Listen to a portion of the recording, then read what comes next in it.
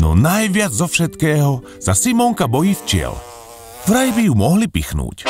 Ak zbadá včelu, kričí z ťaby ju z kože drali a oháňa sa rukami, ako by chcela vzlietnúť. Na prvý pohľad to vyzerá veľmi smiešne, ale na druhý pohľad to smiešne vôbec nie je.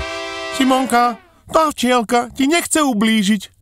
Dohovárajú jej mama i tato. Možno len zacítila nejakú peknú vôňu, alebo si ťa pomýlila s kvietkom a tak sa na teba prišla pozrieť. Darmo však Simonku presviečajú, darmo Simonke vysvetľujú, ona sa včiel i naďalej bojí a vraví, že sú to hrôzostrašné zvieratá, lebo majú žihadlo. Podľa Simonky je včela strašidelnejšia ako tiger bengálsky, Tyrannosaurus rex a anakonda kráľovská dokopy. S tým by sme mali niečo robiť, navrhne táto Spoko. Simonka je už predsa veľká, nemôže sa báť malej a užitočnej včely.